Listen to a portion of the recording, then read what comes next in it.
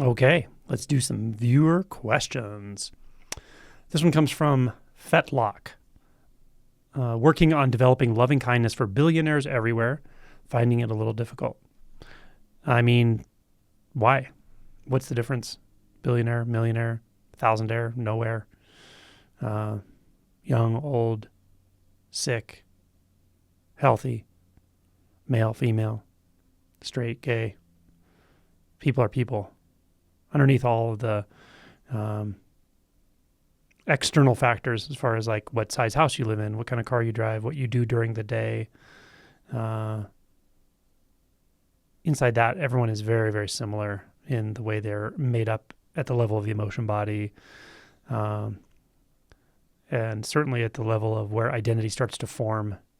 There's this very level playing field, and I suspect for most people, once they are realized at that level, they recognize that sameness. They recognize the falsity of identity. They recognize that everyone struggles with emotions until they don't. Then there's a compassion that just comes from that, and these ideas about the types of people out there, right? Whatever those types are for you, could be liberals, could be conservatives, could be billionaires, could be whatever we label as the bad guys, or the ones that have too much, or the ones that are not good for humanity, or whatever it is, right? We realize that those are our own projections, of course, that the world is full of nearly infinite numbers of causes and conditions, and no one exists in a vacuum, and everyone has this physical body that will last a certain number of years and then die, rot in its grave and decay. And whatever they've accumulated, the wealth will be redistributed in various ways, to families, to charity, perhaps, all these things. That's all very ephemeral stuff, in my opinion, my experience. But what I really find is when we project outward onto groups of people, certain people, political parties, and so forth, the emotion tone is the clue, right? If there's an emotion tone there of like resentment or anger, that's the best place to go, is go to that, right? And don't fool yourself about it. If you feel anger toward a billionaire or billionaires or whatever it is, like own it for yourself. Like, that is the emotion you're experiencing, the anger, and then just take it back inward. Like, what is it right here? What is the feeling of anger? What is the feeling of resentment? What is the feeling of jealousy? Like, there's all kinds of things that can come up in these situations. Go to those sensations. That's where the teaching is, right? That's where the release is. And ultimately, that's where the compassion will arise from. Loving kindness arises from clear recognition and clear realization of the nature of being, the nature of this. With that, the loving kindness is simple and easy. It's not a problem at all.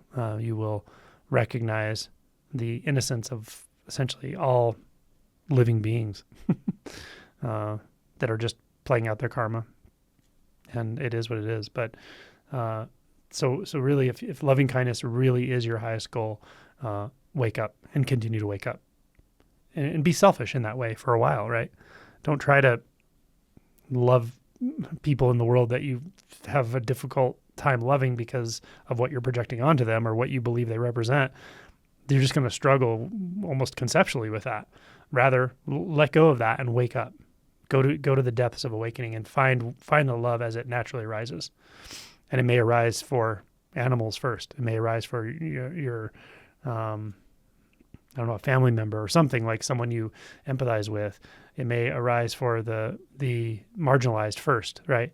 And just nurture that and see where it comes from and see what it grows out of, and recognize that there's a sameness to all of us, that there's a suffering core to all of us, and then that core can be breached, that core can be dissolved ultimately. And then a tremendous compassion will arise, and you won't differentiate people in that way anymore. That's my experience. Okay, great, good question or comment. This is a comment from a user called From Ruin Rise. Cool name. In my more pessimistic days, I would often find myself muttering, "Who cares?" And now I find the question has changed to, "Who cares?" So the difference is the exclamation point. I'm sorry, the question mark is on a different word. So in the first one, "Who cares?" the question mark is at the end of cares. The second case, the question mark is at the end of who. Who is it that cares? Who is it that doesn't care? So this is really clever, and hopefully it's authentic, right? That the question has become about me, right? Like the nature of what I take myself to be, the nature of identity itself. Once you start looking there, so much of this takes care of itself. It may not be easy, but it may be quite a ride as the unbinding process unfolds. But the orientation to truth is intact, and that's what matters. Because we can go our whole life and not be oriented to truth, not even know you can be oriented to truth. Or maybe you sense that you can, but you don't trust it, or you don't think it's okay because you haven't gotten permission from someone out there to do it. You may never get permission from someone else to do it, to orient to truth in the deepest way. I mean, I'll give you permission, but ultimately you have to give yourself permission, right? And when you do that, things start happening for sure, right? It's kind of thing like, don't do it unless you mean it. Don't start asking those really deep questions unless you really mean it. Because some people find out and they're surprised what they find out when they ask these questions, sometimes almost casually, sometimes out of desperation for sure.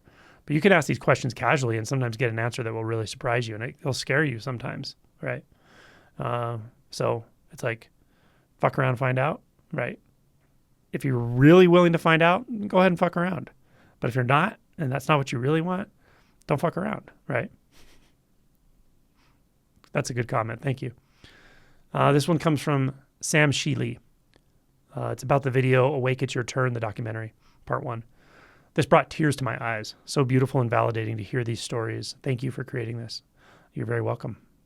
This one is from 777 Morgana. It just says, wow. It's on the video entitled, Which One is the Real You? Next comment is from Ascension Redemption. Had full rise of Kundalini, the sacred secretion, whatever term is used, in 2019, root to crown in 3 months. As time advances on from this point at which the ego stood at the edge of a bottomless abyss and unreluctantly let go, to know the solitude of grace, peace, interconnection, but outwardly removed, the knowledge gained and wisdom to use temperance, compassion, discernment. Although the heart cannot remember the pain that brought me here, the mind does. Thus not allowing for another life cycle. Liberation is very enlightening, but can become very mundane once balance between here and there is successful. That's a pretty balanced comment, I think. That also comes from the video Awake It's Your Turn comment section. This one's from Dennis. Thanks, Angelo. This is where the rubber meets the road for me in this moment. That's from a video called What Does It Mean to Move Toward Thought? That's a really powerful one. I'm telling you, even people in deeper realization, even after no self-realization, I find they can really benefit from this, from refining this recognition of the nature of consciousness itself. Like you can essentially eradicate identity as an experience. You can see through the nature of self totally, and yet not fully recognize the mechanistics of consciousness and reflective mind. That will come in time and it will clarify it, but it's a very valuable undertaking to practice this way. This is from Haas. Hi, Angelo. You seem to even-handedly quote Zen and Vedanta teachers. Maybe. I don't know. Do I? You also seem to have more focus on the physical body than many others I listen to. How do you think of your teaching in terms of lineage? Thank you, Haas. Well, this is one of those things that's kind of maybe an unsatisfying answer, but I don't really think of quote unquote my teaching. I don't think of it that way.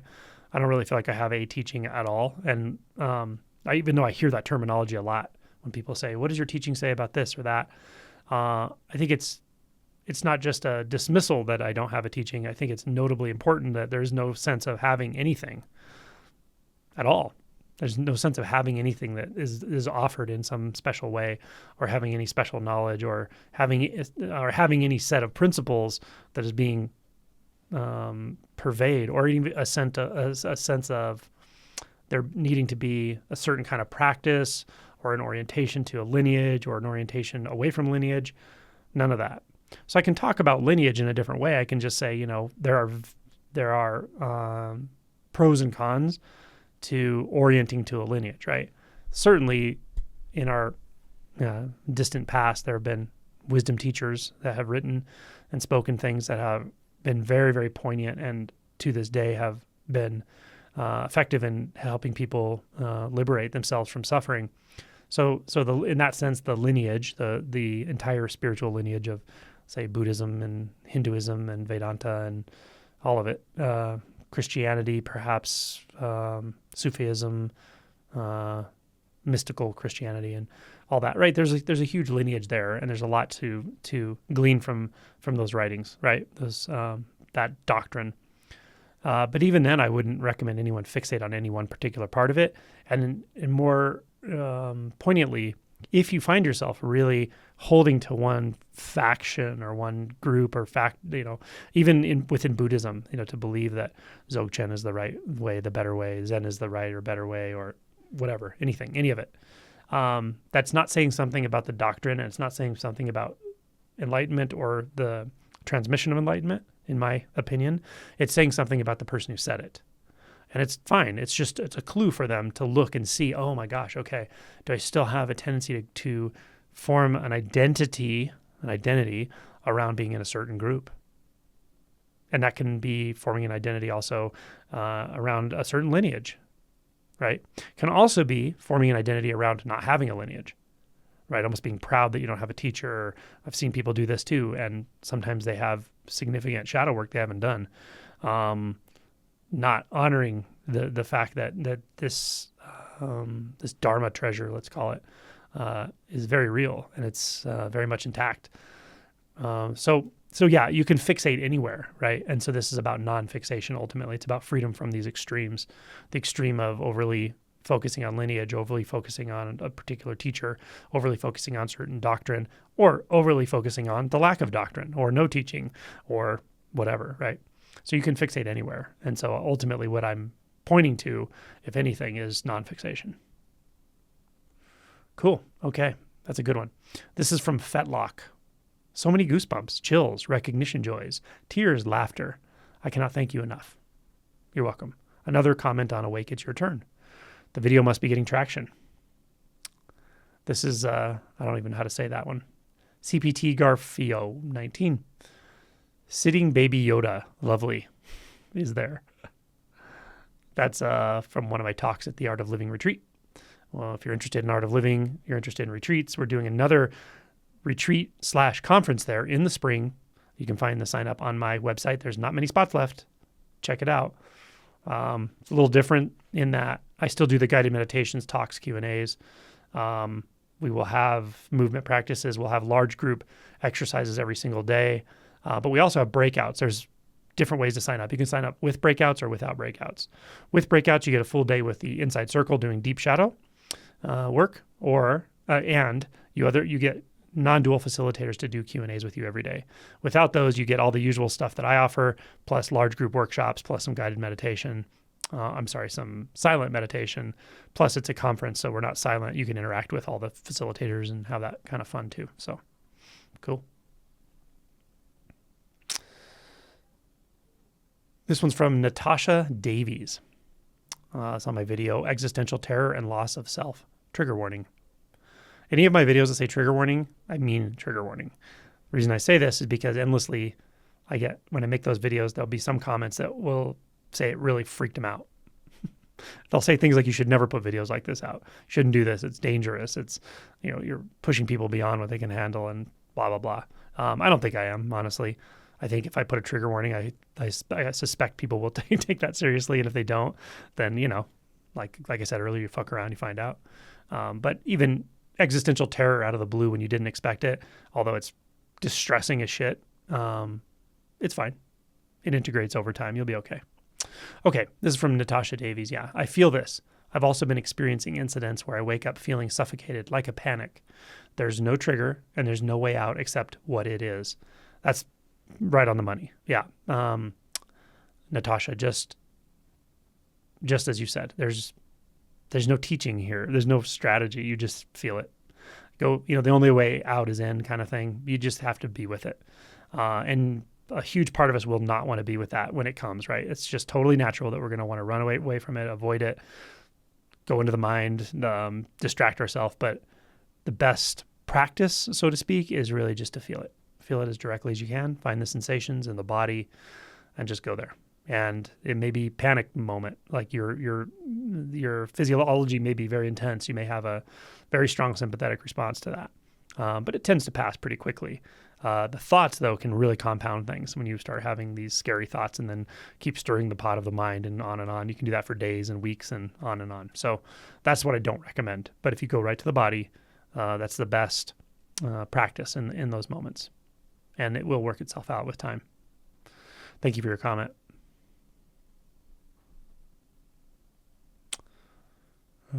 Okay, this is from Jorgen, Double Jorgen.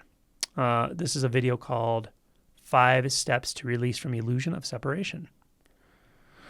The comment is, so right on, just what is needed. The enlightened ego is so easily happens.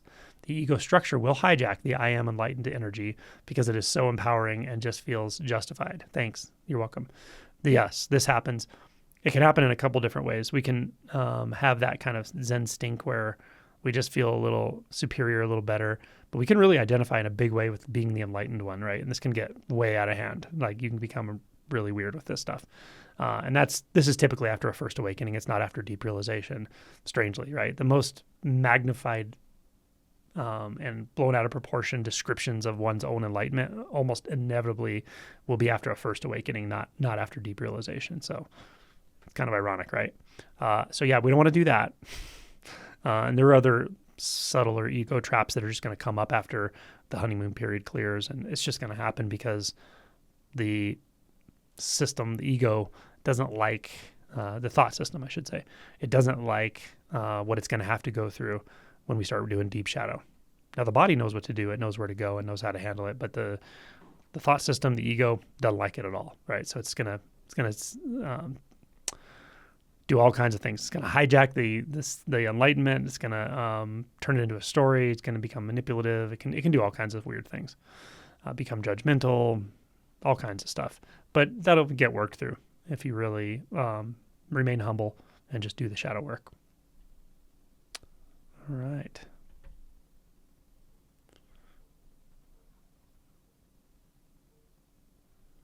This is from Alfred DeFeo. I think it was you who said, if you can write it down, it's a thought. But this is added clarity. Thanks. Yes, I think I did say that in my book.